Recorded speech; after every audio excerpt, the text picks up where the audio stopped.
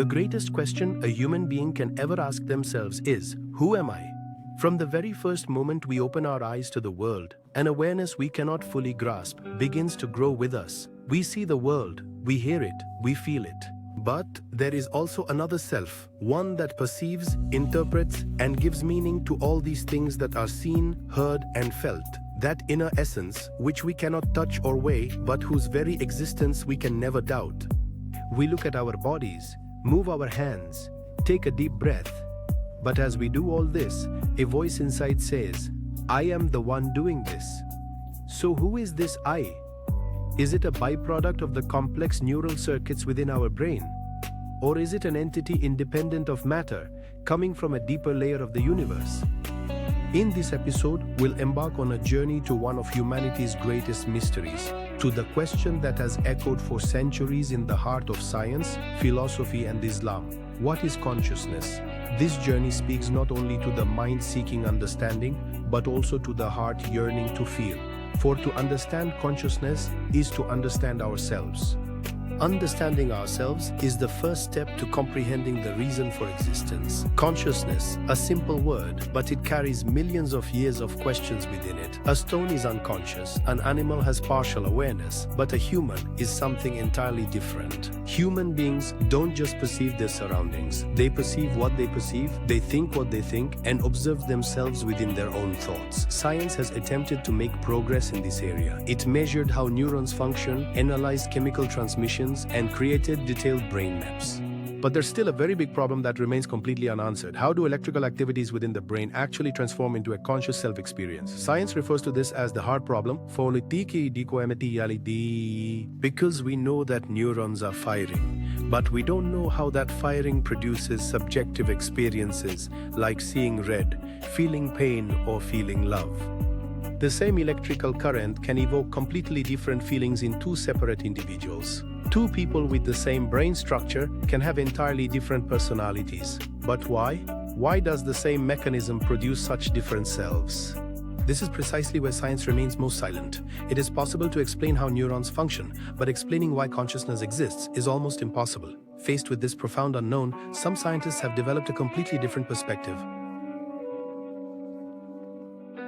According to one theory, the brain is not an organ that produces consciousness, but an organ that receives it. Just like a television doesn't produce the broadcast, but only makes it visible. This theory likens the brain to an antenna, and consciousness to a frequency received by the antenna.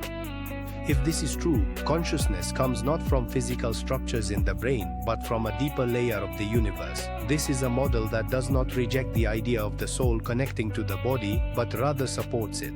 Death experiences narrated by people who maintained their awareness even after their heart stopped, and conscious statements from patients whose brains are not functioning. None of these explain consciousness. Instead, they suggest it might be independent of the body. Philosophy, on the other hand, has been at the very heart of this debate for centuries.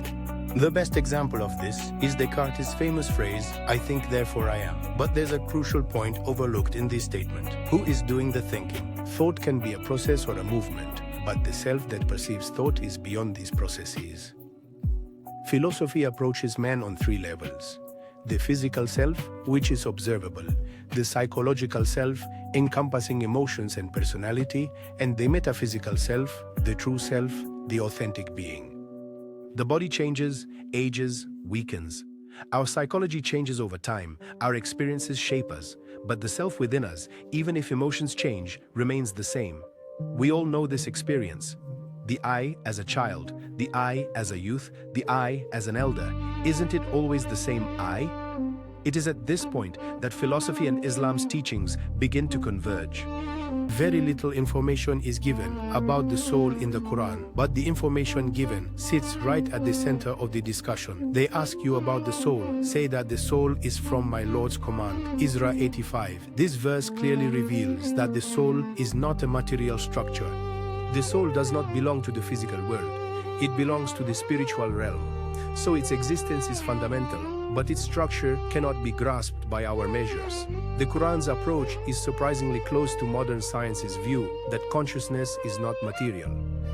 The soul's nature as a divine command summarizes Islam's view on the origin of consciousness. Consciousness isn't a physical mechanism's product, but a divine command reflected in man. Therefore, man's true self is his soul. The body is a temporary tool the soul employs. According to Islamic tradition, human consciousness has three layers: ego, desires, impulses, our psychological structure; heart, intuition, understanding, inspiration; spirit, pure consciousness, true being. In modern psychology, the ego is linked to the limbic system and mental habits. But the heart, as we know today, is not just an organ. The heart contains 40,000 neurons and communicates bidirectionally with the brain.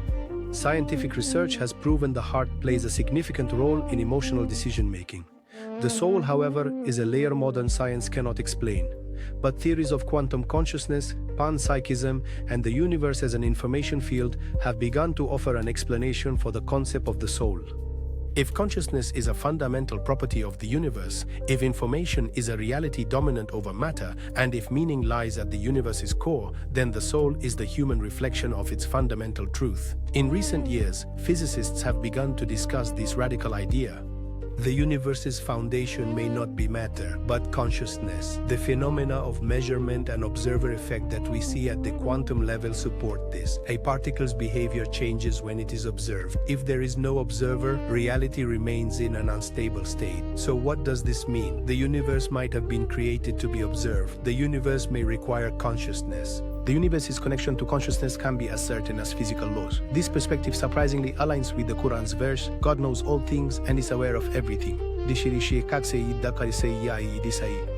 The consciousness-universe link lets us reinterpret Revelation's discourse scientifically. Perhaps the most striking data on consciousness appears at death. The heart stops, the brain ceases blood flow, and electrical activity zeroes out. But the person continues to experience awareness. They can hear what's being said, see their surroundings, and sometimes even watch themselves from outside their body.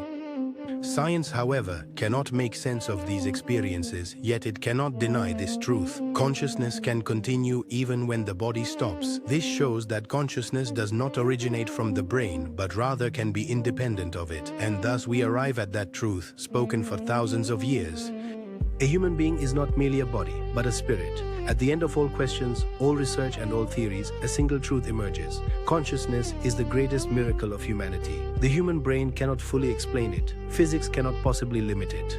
No laboratory can measure it, because consciousness is not subject to the material laws of the universe. Consciousness is the divine imprint within humanity. The body is temporary, but the soul is permanent. The brain changes, but the authentic self is immutable. A person is born, grows, and then ages, but the self within, whether a child or an old person, always remains the same. A human is the only being that stands between the earth and the sky. It is created from matter, yet it holds profound meaning.